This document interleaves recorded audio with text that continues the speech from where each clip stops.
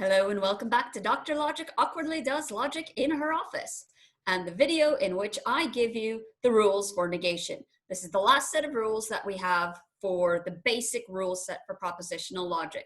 It's the introduction rule and the elimination rule for negation. Now, I said in a previous video that these rules are a little bit complicated. There are things involved in them where it may not be entirely clear, like why we are defining the rule the way that we are, or how even to apply it, because there's a point at which you need to magically come up with a contradiction, and nothing in what the rule says will tell you what this contradiction is or how to find it. That being said, there's actually something about these rules that makes them a little bit easier, and that is that the introduction and elimination rules are almost entirely symmetric. Pretty much the only difference between the two is going to be where some negations are placed. In one, we will start off without a negation and we will end up with a negation. In the other, we will start off with a negation and we will end up without it. Other than that, the two rules are exactly the same. So the rules are slightly more complicated, but you only really have to learn one of them because the other one is just literally a notational variant on it. So what I'm going to do is I'm going to give you the definitions, give you the schematic form, and then I will talk a little bit about why the rules are the way they are, or what the sense is behind it, because it might not be immediately obvious, at least not in the way that, say, conjunction elimination was. That one, hard to dispute that is a appropriate sort of rule. Anyway, let me bring up my whiteboard so that we can write out some definitions. So first I will give you negation introduction, and then, as I said, negation elimination is basically entirely analogous, so I will then just kind of tweak it so that you see what the elimination rule looks like. So this says, if from the assumption of a well-formed formula phi at line I in a proof, you can derive at, so line J, which comes after I in the subproof, some well-formed formula psi. You have no idea what this is. This is an entirely kind of new introduction to your proof. And at line K, where again, K comes after I in the same little subproof, a well-formed formula not psi.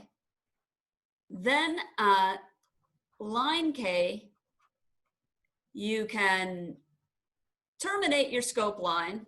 So that assumption that you made at line I is being discharged. And then on line K plus 1, you can write not phi with annotation, negation introduction, and then this is another one that cites a range of lines. So it cites the entire subproof from your assumption of phi at line I all the way down to K, where you have the second part of your contradiction. So schematically, what this looks like is you've got some part of your proof, then at some line I, you make the assumption of a formula phi. If from that assumption you can at some point prove some formula psi, don't know what it is, don't know what its annotation is, but you know it will have some annotation because otherwise this wouldn't be a legitimate proof.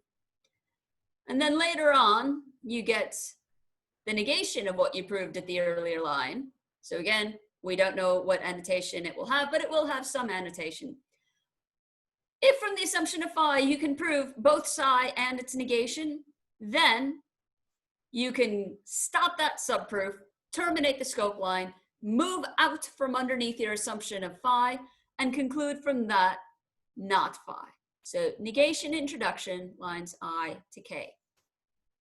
Now, as I said before, the negation elimination rule is almost entirely identical. Let me show you how it changes. So Negation elimination is going to be everything in blue. So if from the assumption of a well-formed formula, not phi at line I in a proof, you can derive at line j, coming after I, some formula psi, and at line k, again, also coming after line I, the formula not psi. Then at line k, you can terminate your scope line, and on line k plus 1, you can write phi with annotation negation elimination, lines I to k. So in schematic form, we would have not phi here, we would have phi here, and this would be negation elimination. See, I told you the two rules are literally identical, except for you start with a negation and you don't end with one, or you don't start with a negation and you do end with one, just depending on whether you are introducing it.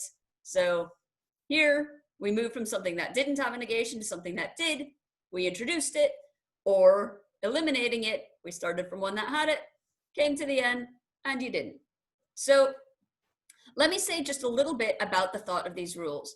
It's the same sort of reasoning that is that we saw in the reductio ad absurdum rule for the syllogistic. The idea is, suppose that you could prove it.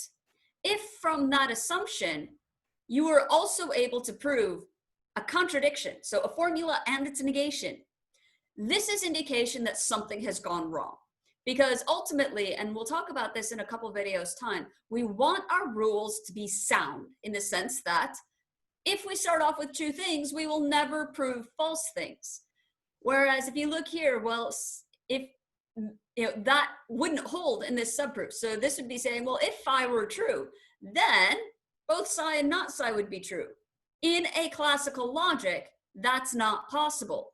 In non-classical logics, which I might talk about, in quite some time, this is fine. But we're doing classical logic here. So you cannot have both a formula and its negation true at the same time. So basically what this says is, well, if you could actually get psi and not psi from the assumption of phi, well, then something has gone wrong with your assumption. And so if phi can't be true because it would lead to the truth of a contradiction, well, then its negation must be true. And it's the same with the elimination of the rules. So this is another rule that makes a lot more sense once we start doing examples. I've been telling you this for ages, but guess what? In the next video, we're going to start doing examples. I will do a bunch of examples, and then I will talk about proof strategies, and then I will give you some derived rules, which essentially allow you to do cheater little shortcuts, and they make things a lot easier. So I hope you are excited to do some proofs with me, because proofs are so much fun. Anyway, I will try to stop sharing my screen. There we go. And see you next time. Cheers.